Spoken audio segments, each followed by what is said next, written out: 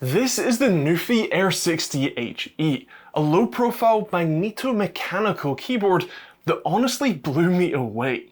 For less than half the price of Razer's analog switchboard, the Huntsman V3 Pro, this bad boy offers even more features, a frankly immaculate sound, and a well above average build quality and feel. If I didn't desperately love full-size boards, I'd swap to this thing in a heartbeat. Let me show you around and explain why that is. This is one of my first proper low-profile mechanical keyboards. I have had one in before, the Corsair K70 Mark II low profile, back when I looked like a literal child, so this is the first one in a while at least, and well, damn, it's a good one to come back on. The Air60 HE looks stunning, with an obviously condensed layout, some rather cool looking transparent sound related keycaps on the right hand side, and overall a pretty low profile, pretty obviously. The case itself is plastic, but it's the good stuff for sure. It feels well built, and one look at the bottom and the semi-transparent case and mirror finish plaque shows Nuphy means business here.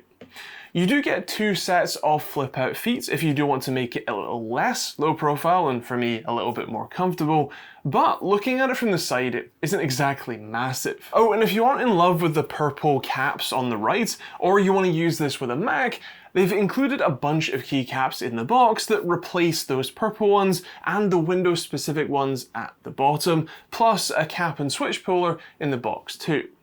And speaking of the switches, you have two choices when buying this board: Gateron Jade low profiles or Jade Pro low profiles. The switches are hot swappable, although only between Jade and Jade Pros. Interestingly, these switches are literally just a magnet and a spring. The PCB has the Hall effect sensor on the bottom, hence why only the Jade family will work here. That also does mean that they really shouldn't ever break. Nuphy has opted for the fancier Jade Pros for me, which is a $20 upcharge on their site, although really the main difference seems to just be the actuation force, which is a touch heavier on the Jade Pros, something I do prefer. These definitely strike the right balance for me, as I think I find most linear switches just too light, and so these are perfect. In fact, the overall typing experience on these is genuinely fantastic.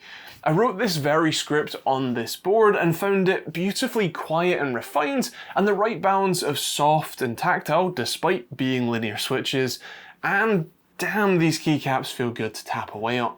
Have a listen.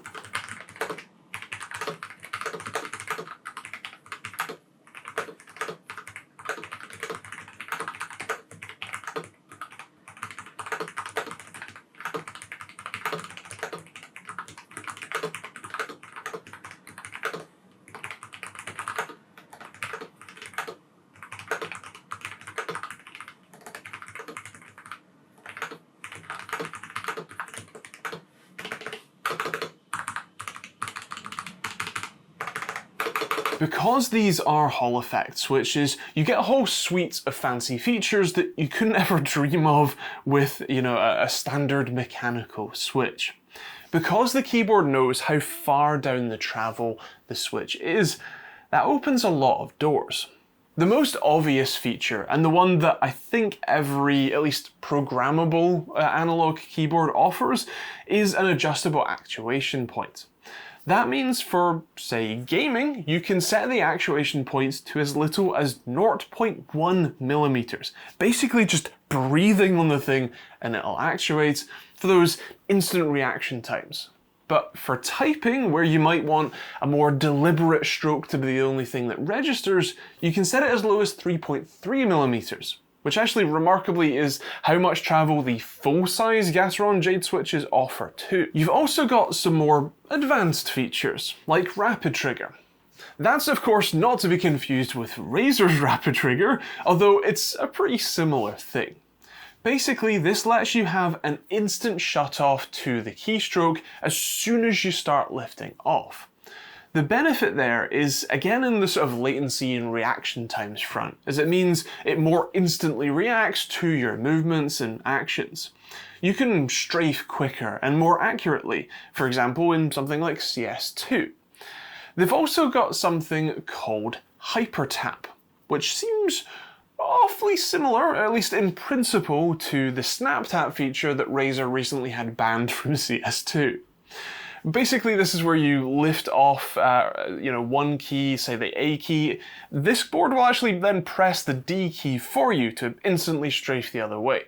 That is different to snap tap, which just cuts the key signal when you start pressing a conflicting one, so that might actually be a little closer to actually cheating. If Valve considers snap tap to be cheating, God knows what they think of this. There's also dynamic keystroke. This is something that Wooting has offered for years, but in short, you basically have multiple actions bound to a single keystroke, seemingly up to 4 in this case, 2 on the way down and 2 on the way back up.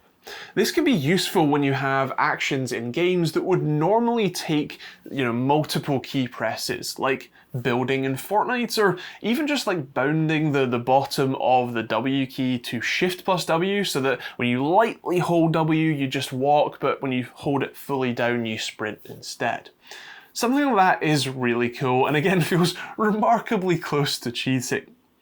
All of these features are really cool to have, and to have them such a premium feeling board is really nice. And as if this couldn't get any better, this is also an 8000 Hz board.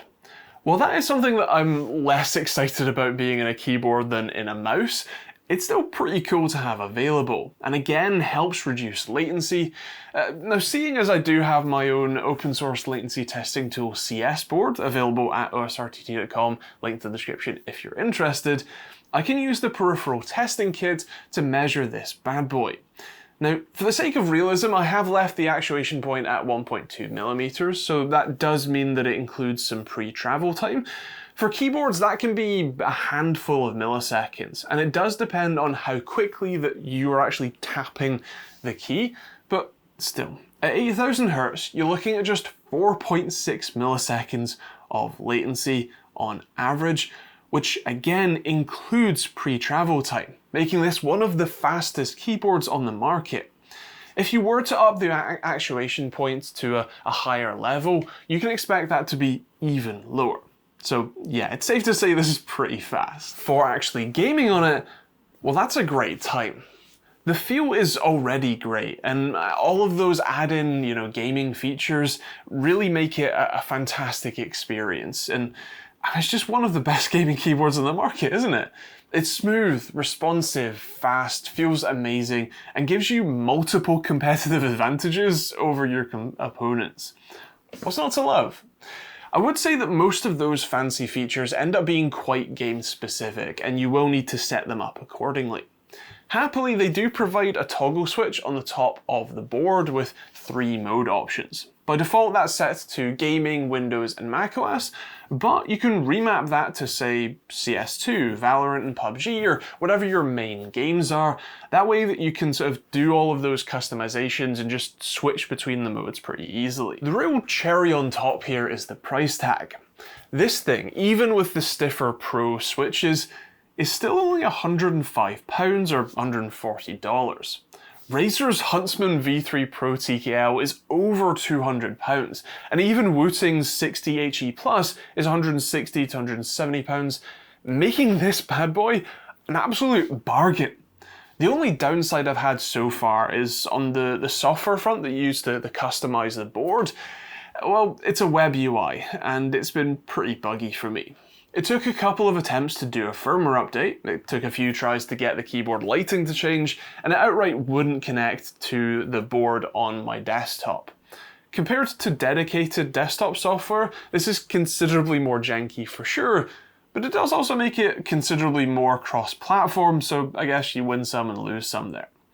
Either way, this is an incredible board, and if Nuphy offered a full-size version, well, I definitely would swap to it in a heartbeat.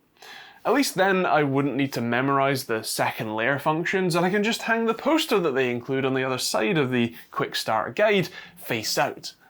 Actually, I'm not 13, so I'd rather not, but you will have the option to if you do pick one up, and I will leave a link to it in the description if you're interested. That's not an affiliate link, I'm just trying to be helpful. With all of that said, those are my thoughts, but I'd love to hear yours in the comments down below. What do you think of the Nuphy Air60 HE? Is this a board for you, or is this something that you're, you know, not so interested in? You'd rather a full-size board or full, you know, non-low profile board? Let me know in the comments down below. If you do want to check out more videos from me, you can hit the subscribe button, turn on the bell notification icon, and check out plenty of other videos on the end cards. And if you want to support the channel, there are loaded links in the description, including to my open source latency testing tool, if you want to be able to test stuff like this yourself. Otherwise, that's pretty much it. Thanks for watching, hope you enjoyed it. I'll see you all in the next video.